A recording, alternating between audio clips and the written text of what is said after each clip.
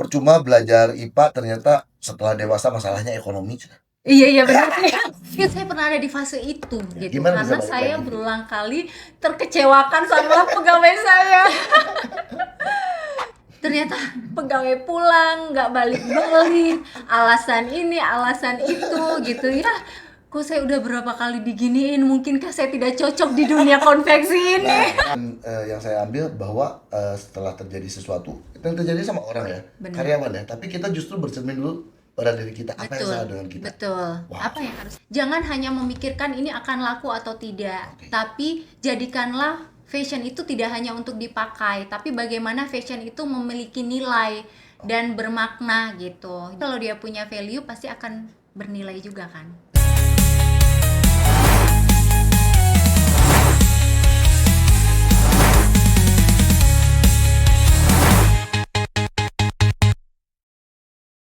Assalamualaikum warahmatullahi wabarakatuh. Ketemu lagi di Ubar BT, Usaha Jabar berbagi tips. Podcast resminya Dinas Koperasi dan Usaha Kecil Provinsi Jawa Barat. Di sini kita bakal ngobrol santai tapi berbobot bareng sama para pelaku UMKM dan koperasi inspiratif dari berbagai pelosok di daerah Jawa Barat. Kita kupas tuntas kisah jatuh bangunnya merintis usaha, tips jitu membangun bisnis, rahasia sukses, sampai cara memperkuat organisasi lewat koperasi. Pastinya bareng sama saya Edi Brokoli yang bakal menemani kalian semua di setiap episodenya.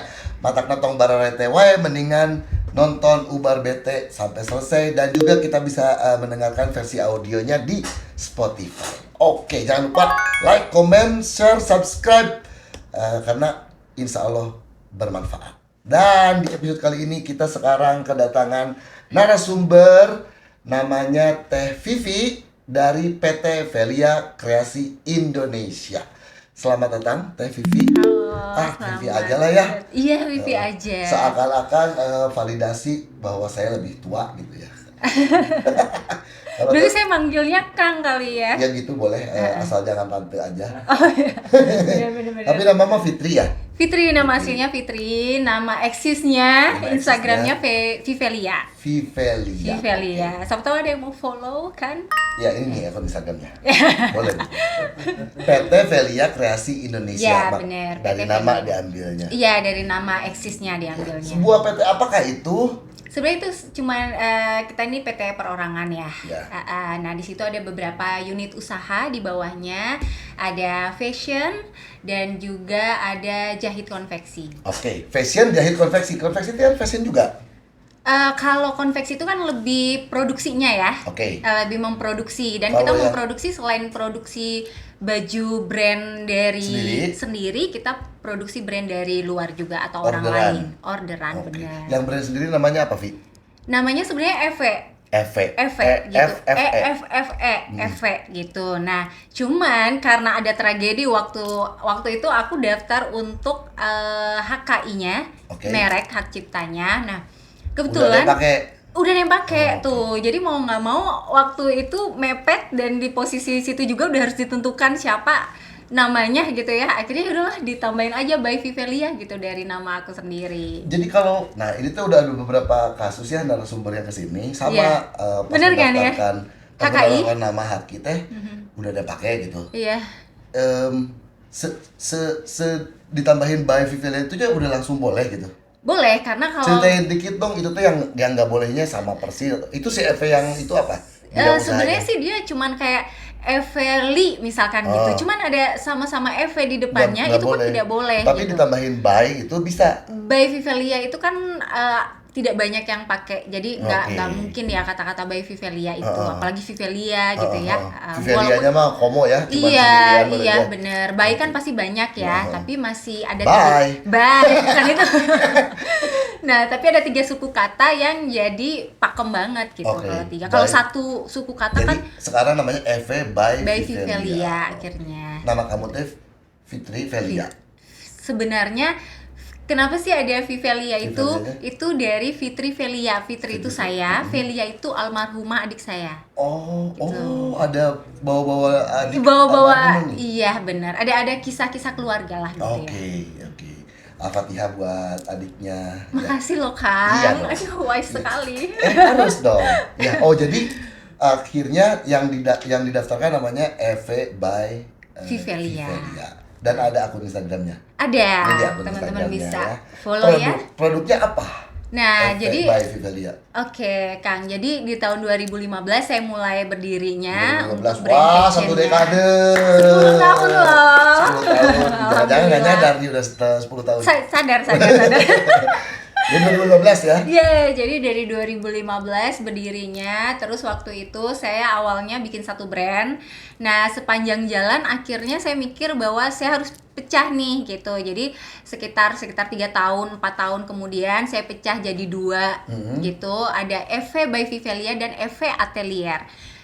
Eve Atelier ini lebih ke modis fashion untuk kayak dia hijab fashion. Dia lebih ke gamis, abaya dress yang seperti itu. Nah, sedangkan kalau untuk Eve by Vivelia ini di tahun-tahun sekarang saya lagi lebih concern untuk handmade. Jadi dari baju-baju handmade yang kita buat, jadi dari baju itu saya pengen bikin di situ tuh tidak hanya baju, tidak hanya kita jual pakaian, tapi ada karya seni yang ada di baju itu gitu. Saya berangan-angannya konsepnya tuh seperti itu. Jadi memang makanya di desain-desain saya di Eve by Vivelia itu pasti ada sentuhan kayak bordir seperti yang saya pakai. Kalau yang Kang Edi pakai itu namanya sashiko. Itu teknik pengerjaan tangan dari Jepang. Ini salah satu produknya juga. Bagus, aku suka. Suka ya, seneng ya? Alhamdulillah, alhamdulillah cocok. Saya tau nggak Kang, itu saya bikinnya 1 hari loh. Iya, khusus buat Kang Edi saya bikinnya. Kalau pakai konsep tahu bulat? Apa itu? Ngedadak kan? Iya bener. Kalau direncanakan, kenapa? Biar jadi. Tahu bulat kalau digorengnya direncanakan nggak jadi. Iya bener. Wow. Jadi keren. ini saya baru bikin fresh from the oven. Wow. Mesti mahal banget kalau baru bikin dan spesial buat aku. Apalagi Makasih banyak loh. Sama-sama. Apalagi yang pakai langsung Kang Edi, langsung saya jualnya harga tinggi. Keren lagi, bagus. Nah ini berarti ini Eve by Vivelia karena di situ modelnya simple, unik, tapi dia ada sentuhan tangan sashiko tadi. Itu sashiko. saya ngerajut sendiri. Berarti nggak akan pernah ada yang sama ya? Nggak artikelnya akan. Ya? Iya, karena kan ada desain tangannya dan desain itu kan tidak semua orang bisa ngedesain, maksudnya punya pemikiran desain tangan seperti itu. Gitu. Nah, namanya apa ini aplikasi ini? Sashiko. Ya, dia dari Jepang. Kiri aman kanannya juga beda, pasti beda ini mah. Iya. Di setiap artikel pasti beda. Kenapa memutuskan harus ada yang atelier sama yang Eve by Vivelia? Ya, karena saya pengen kayak membuat pakaian tadi. Saya pengen membuat pakaian itu bukan cuma sekedar dipakai aja tapi tidak punya karya seni di dalamnya gitu.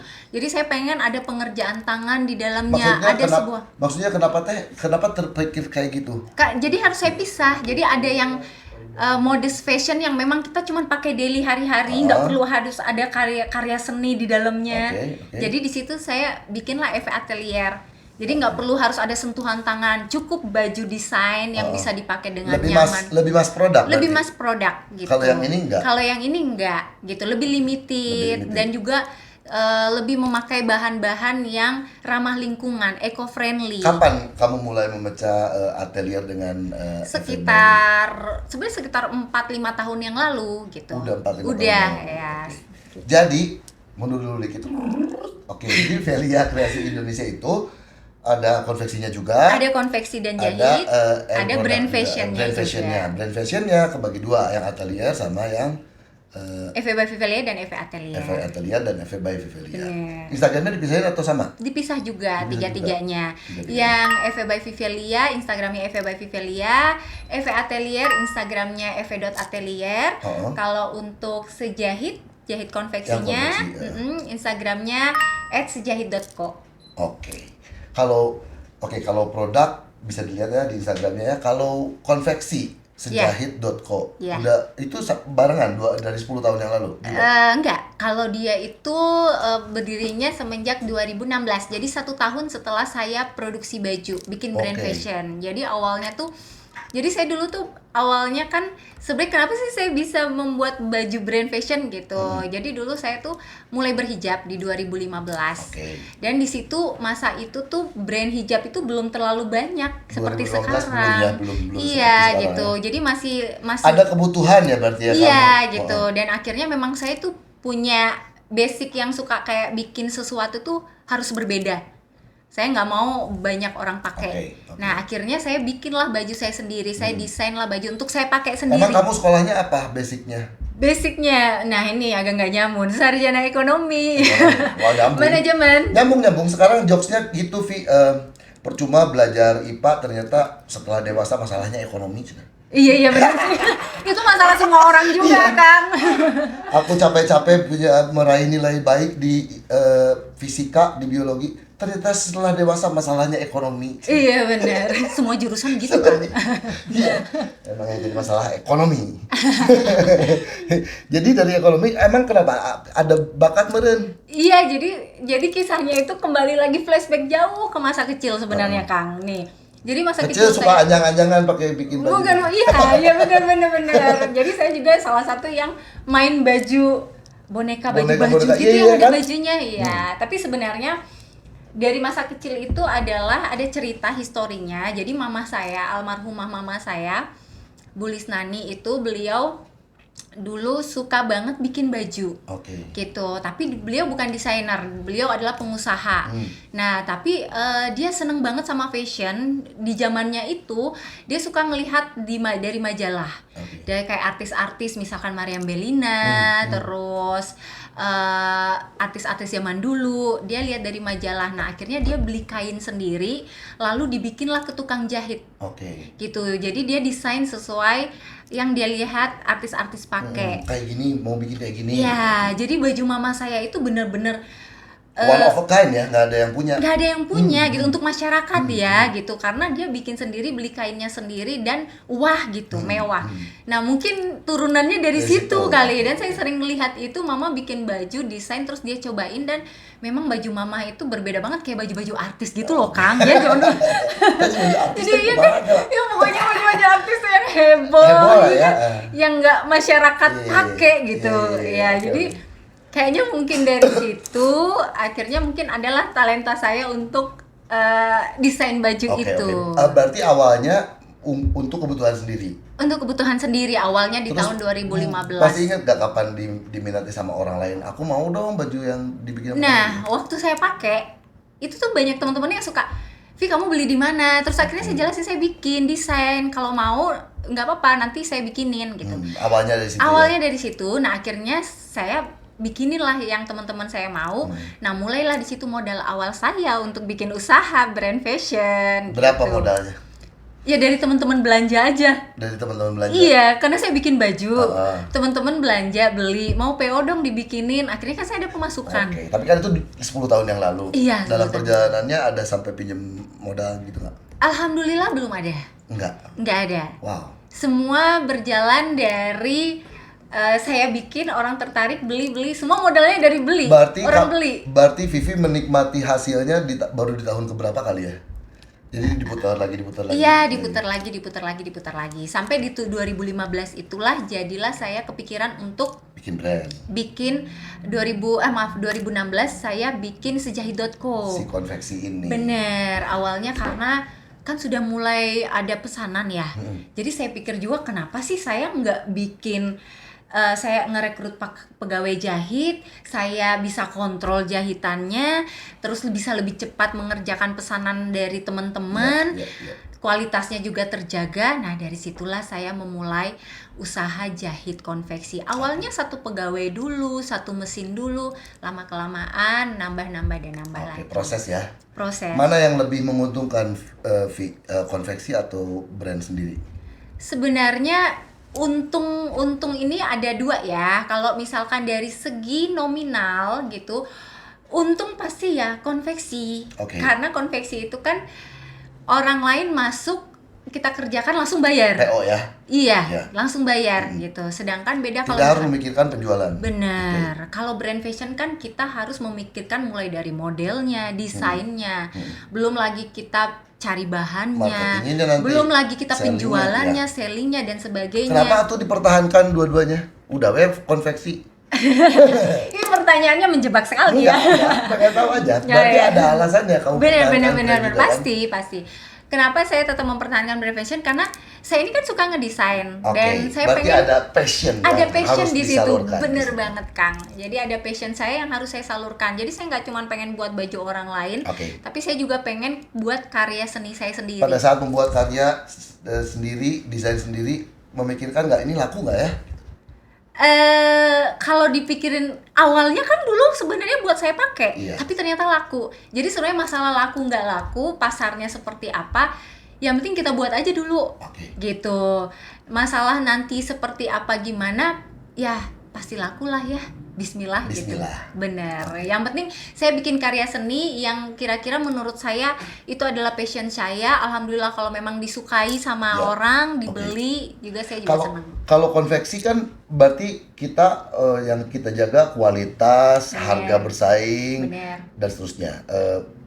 Cukup di situ ya supaya orang repeat order lah ya. Betul. Kalau brand sendiri lebih banyak PR-nya.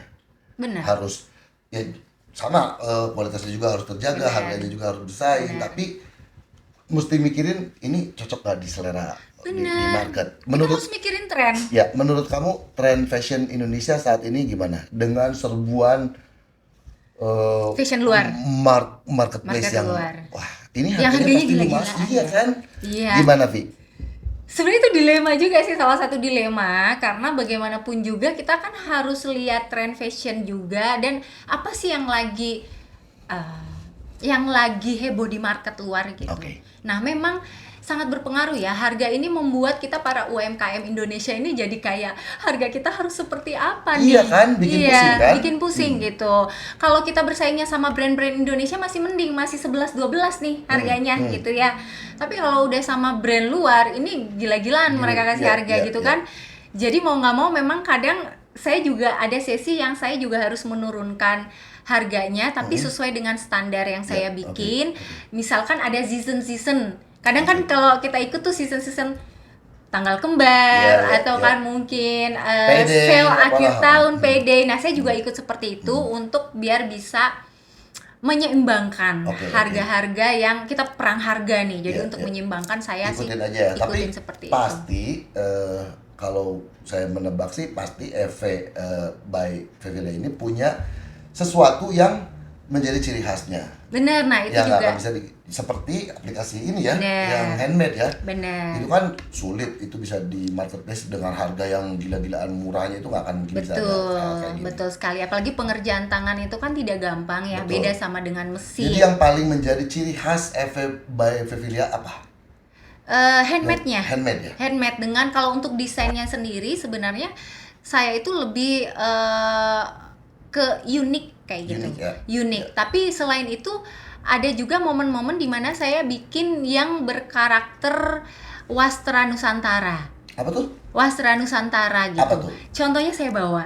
Saya ambil dulu. Boleh. Gitu. Ini dia. Wastra Nusantara, berarti ini suatu yang berhubungan dengan Indonesia. Benar sekali. Wastra itu apa? Selain jadi desain sulamnya atau bordirnya aplikasinya gitu. Ya. Benar. Jadi kemarin kebetulan kita dari ada acara fashion show. Kalau nggak salah tahun 2013 kemarin yang ngadain itu dalam rangka ulang tahun Bandung. Acara fashion show-nya dari di Disdagin kalau nggak salah. Disdagin Prof Bandung atau Kota Bandung ya, kalau nggak salah ya. Jadi kebetulan ada fashion show di salah satu mall di Bandung. Saya ikut dan jadi saya bikinlah. Kira-kira bisa ditebak ini apa? Aljabar. Aljabar, benar banget. Jadi karena temanya di situ adalah Kota Bandung. Kota Bandung. Jadi saya desain walaupun model bajunya ini edgy atau yang casual, tapi tetap harus ada wastra Nusantaranya, Kota Bandungnya. Di sini ada apa namanya? Batik ya. Ini bordiran batik Megamendung. Batik Megamendung ya. Ciri khas Jawa Barat. Ciri khas Jawa Barat. Terus tapi kita bikin dengan yang lebih nyantai gitu ya. Terus di sini ada si Ka'bah Masjid. Ka'bah Masjid Al-Jabar ya. Al-Jabar, seperti itu, Kak. Oke. Jadi yang membedakan ini ya, yang membedakan EVE dengan yang lain adalah aplikasi ini. Aplikasinya berarti bordir, sashiko, sulam tangan. Sulam tangan teh yang gimana? Sulam tangan sebenarnya hampir mirip sama sashiko. Tapi sulam tangan itu kalau sashiko dia lebih kayak lurus-lurus bentuknya, lebih kayak kelurus-lurus gitu. Kalau sulam tangan lebih kayak berbentuk visual yang misalkan bunga, burung, kayak gitu. Sejak 2015 EVE Atelier dan EVE by Vivelia, pemasarannya udah kemana aja, Vi? Kalau untuk brand fashion saya, EVE, ini untuk pemasarannya kita seluruh Indonesia. Seluruh Indonesia juga kita juga udah masarin sampai ke Kuala Lumpur. Wow. Ya, jadi kebetulan waktu itu kita kerjasama sama Koperasi WJS. Oh, ini aku baru mau tanya. Iya. Pernah ada urusan di sini katanya. Iya, gitu. Ceritain dong, boleh. Jadi pernah dengan Koperasi WJS itu memberikan kita kesempatan kepada UKM yang bergabung di dalam Koperasi WJS. Nah, waktu itu brand fashion kita akan dipasarkan di Malaysia, gitu, Kuala Lumpur. Nah, salah satunya yang lolos adalah EVE, brand saya. Jadi memang kalau nggak salah udah 4 tahun yang lalu, itu udah ada di penjualannya di Malaysia. Di Malaysia. Benar, itu. Paling jauh berarti sekarang Malaysia ya? Iya, paling jauh. Di mana sejauh ini gimana Indonesia? Berasal dari Bandung, Jawa Barat, tapi sekarang marketnya udah seluruh Indonesia ya? Seluruh Indonesia. Kalau untuk sejahit juga sampai luar negeri loh, Kang. Oh ya? Jangan salah, iya. Wow. Konveksi saya alhamdulillah sudah dari Malaysia dan Singapura. Berarti kamu urusin sampai ekspornya gitu atau gimana? Pengiriman mereka tanggung sendiri. Mereka tanggung sendiri gitu. Bahan juga kadang mereka bawa sendiri, kadang misal minta dari saya yang nyiapin gitu. Rumit nggak ngerjainnya? Kalau brand luar ya? Enggak sih, karena suka saya juga dukanya punya. Gimana tuh sama brand luar, recet ini, pasti banyak suka dukanya ya Kang ya, karena bagaimanapun kan kita mengerjakan desain orang lain gitu. Yang pasti kan dia punya standar sendiri gitu, yang mungkin bisa jadi berbeda sama kita. Tapi asal mereka kasih rules-nya detail, itu kan kita bisa mengerjakan dengan baik juga seperti yang mereka mau gitu. Paling cerita dukanya dulu. Paling bikin pusing pas ngapain, ingat nggak? Nggak usah disebutin orderannya dari mana. Udah berapa kali proofing, gagal lagi. Pak, dukanya ya? Dukanya dulu ya, dukanya. Kalau untuk di brand fashion sebenarnya saya tuh hampir nggak punya duka lah ya. Walaupun ada ya. Atau kamu tutupin sama yang sukanya? Ya, tertutupin sama sukanya karena nggak terlalu berarti fatal. Kamu lupakan yang dukanya? Iya, lupakan aja yang dukanya ya, nggak terlalu fatal lah ya. Cuman minor-minor aja. Ada yang telat bayar atau malah gagal bayar gitu? Nggak ada, alhamdulillah. Suka ada aja soalnya yang kayak gitu. Iya, bener. Iya, bayar moonwalk 3 bulan, 2 tahun bayar moonwalk kagak bayar. Nggak ada ya kayak gitu. Nggak ada. Kalau untuk brand fashion alhamdulillah lancar semua. Nah, yang banyak dukanya ini adalah di konveksi. Jahit ini gitu, karena awalnya tuh saya kan memang, jadi saya itu nggak punya basic, saya kan sarjana ekonomi ya, Kang tadi ya. Nah, tapi karena saya mau terjun di dunia jahit, akhirnya saya ikutlah pelatihan dan kursus-kursus jahit. Di mana itu?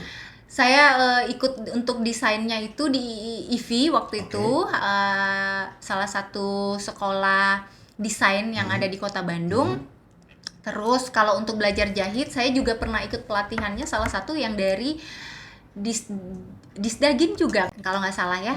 Jadi alhamdulillah sih pemerintah Kota Bandung maupun Jawa Barat sering banget memfasilitasi untuk kami para UMKM Kota Bandung untuk lebih berkarya lagi, baik dalam pelatihan-pelatihan maupun fasilitas-fasilitas pameran gitu, Kang. Nah, salah satunya juga saya waktu itu banyak dapat pelatihan dari dinas yang ada di Kota Bandung dan Jawa Barat. Jadi saya belajar jahit tuh, belajar desain, belajar pola. Nggak mungkin kayaknya kalau nggak belajar ya. Bener. Sebagai sarjana ekonomi menggeluti Betul. bisnis fashion kalau nggak belajar Betul. salah kalau menurut Benar kayaknya. banget. Karena saya harus salah kayaknya gue kalau nggak belajar gitu kan. Iya, betul banget. Mau nggak mau kan saya harus mempelajari Iya, itu. iya, iya. Nah, akhirnya saya mulailah belajar dan ya disitulah akhirnya saya bisa gitu. Nah, untuk dukanya sendiri di awal-awal kan ya namanya kita baru belajar ya, pasti ada kendala.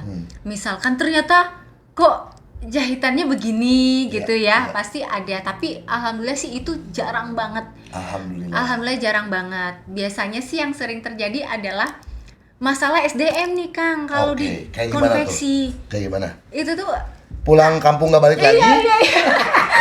Saya bisa membaca pikiran Anda. Udah mau banget ya. Alasan inilah, alasan itulah itu ya. paling sumber gitu. daya manusia. Gimana ya itu ya menyelesaikannya ya? Iya, please. SDM yang pulang kampung, pulang selamanya. Iya.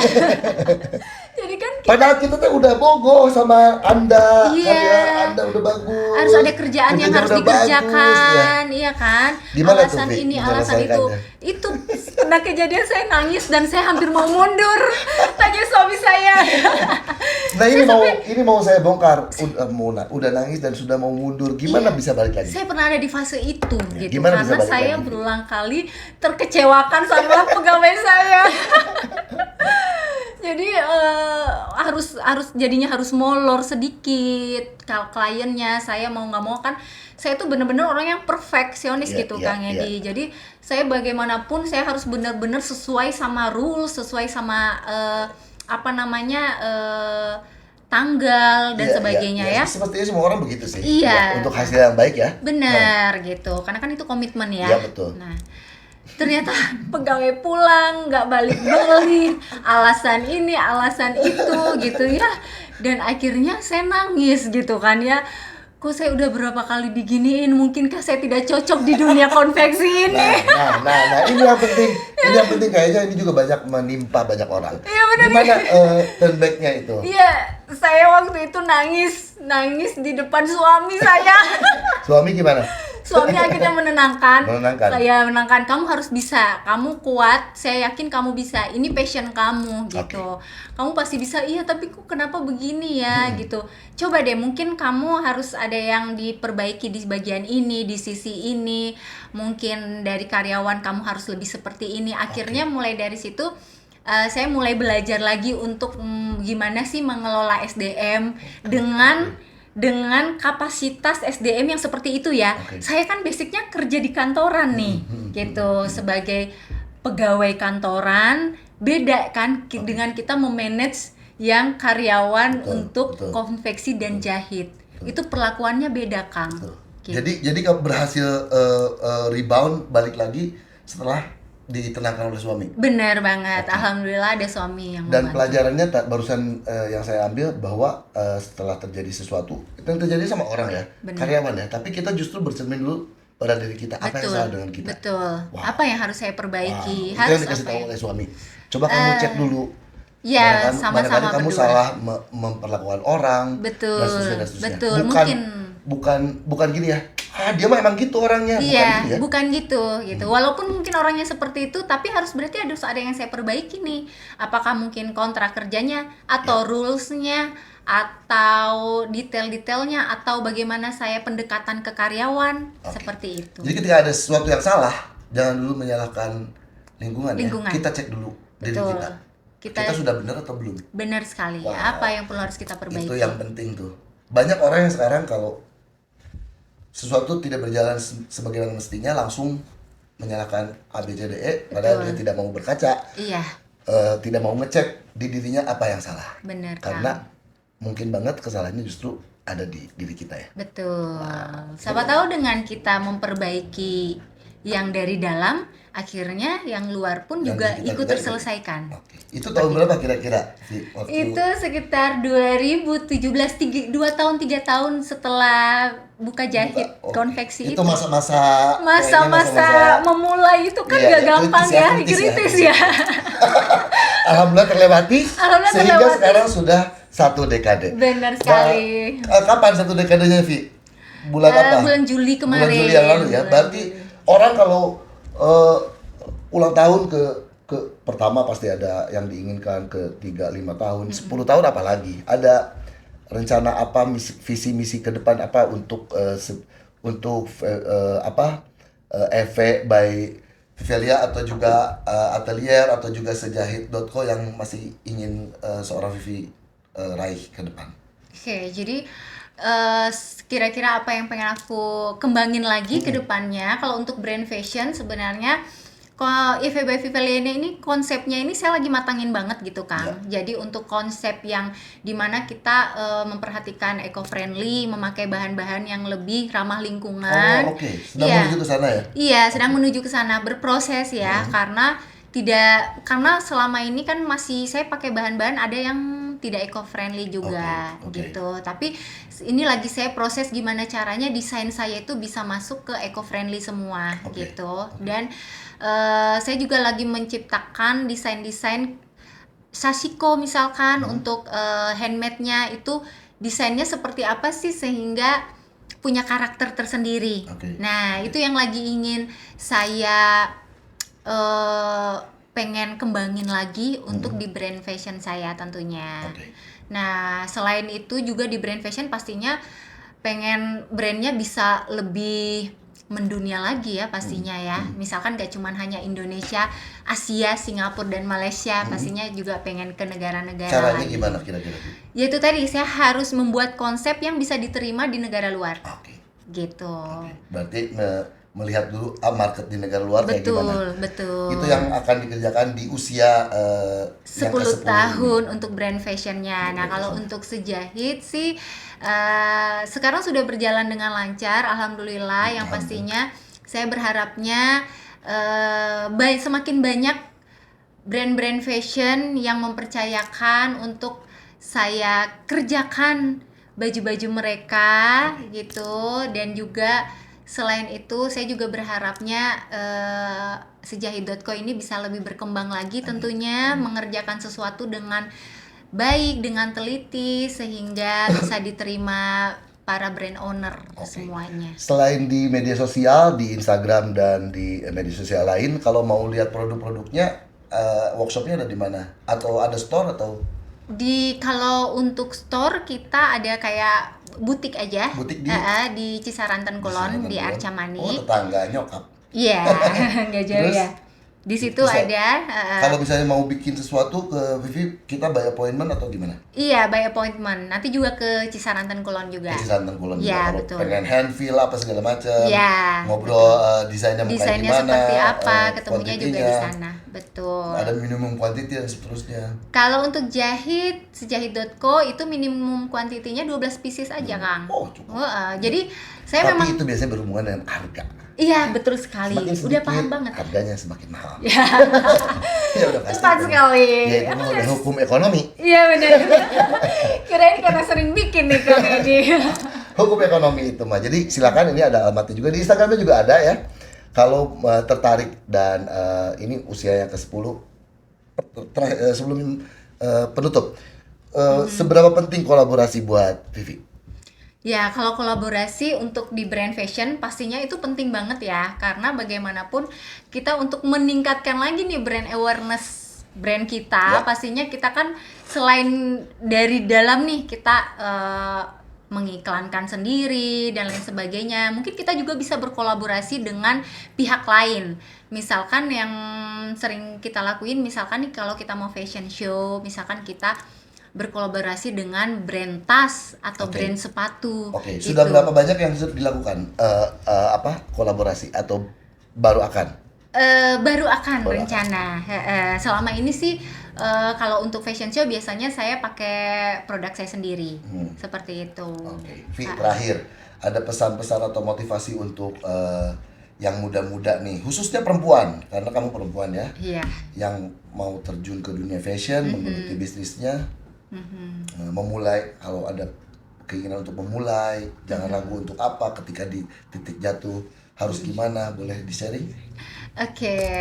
Jadi buat teman-teman para usaha yang baru mau memulai nih, atau teman-teman yang masih muda dan punya angan-angan atau kepikiran aduh pengen punya brand fashion dong suatu saat gitu ya. Ya kalau dari saya sendiri yang sudah 10 tahun menjalankan ini adalah buat teman-teman, kalau memang itu adalah passion kamu, jalankan. Karena usaha yang paling menyenangkan itu adalah yang kita passion di dalamnya. Dan saya juga pun merasakan itu, Kang. Saya tidak merasa lelah sama sekali. Saya bekerja 24 jam, tetapi itu adalah passion saya. Itu adalah karya saya. Dan fashion, ketika kamu mengerjakan atau membuat sebuah fashion brand, jangan hanya memikirkan ini akan laku atau tidak. Tapi jadikanlah fashion itu tidak hanya untuk dipakai, tapi bagaimana fashion itu memiliki nilai dan bermakna gitu. Jadi jadikan fashion itu memiliki nilai yang akhirnya nanti bisa jadi bernilai buat orang lain. Oke. Harus punya nilai ya. Jangan melulu berpikir ini akan profitable atau tidak. Betul. Tapi ada value atau enggak. Ada value atau enggak. Nanti kalau dia punya value pasti akan bernilai juga kan. Iya pasti. Benar. Oke. Mudah-mudahan nih buat yang nonton nih, dia juga pernah ada di titik mau menyerah. Ya? Betul sekali. Tapi jadi jangan pantang support menyerah. system selalu ada ya buat kita. Kiri kanan kita selalu ada ya. Betul. Ada suami, ada kakak, ada ibu, ada ayah. Betul. Yang bisa mensupport. Jangan sungkan bilang ke mereka kalau aduh aku lagi down banget ini. Benar. Ini bagaimana menghadapinya. Benar. Kita tidak pernah tahu dapat support seperti apa dari kiri kanan kita ya. Betul. Dan ternyata buat Vivi juga tadi adalah bercermin dulu. Betul. Introspeksi dulu dan akhirnya bisa bangkit dari keterpurukan. Benar. Dan satu lagi, Kang. Apa? Buat teman-teman jangan buru-buru gitu. Jangan buru-buru. Enjoy the process. Enjoy the process, bener banget. Kamu nikmati aja prosesnya. Jangan buru-buru, aduh gimana ya, kok penjualannya seperti ini, kok sepi ya, kok belum ada yang tertarik. Kamu berproses aja dulu. Kamu gimana caranya menciptakan karya kamu dalam menjadi nilai gitu. Bervalue dulu aja gitu. Nanti Batima nuturkeun. Iya, seperti itu. Karena pohon tidak pernah tumbuh tergesa-gesa. Terima kasih Vivi. Terima kasih banyak loh. Sukses terus buat Velia Kreasi Indonesia. Amin. Dan juga FV by Vivelia dan juga FV Ateliernya di usianya yang ke-10 tahun. Ya, sukses pokoknya mah, all the best buat Vivi dan usahanya. Terima kasih sudah menyaksikan kita ketemu lagi di episode mendatang. Sampurasun, hatur nuhun. Ubar bete, ayo berbagi tips buat hidup happy.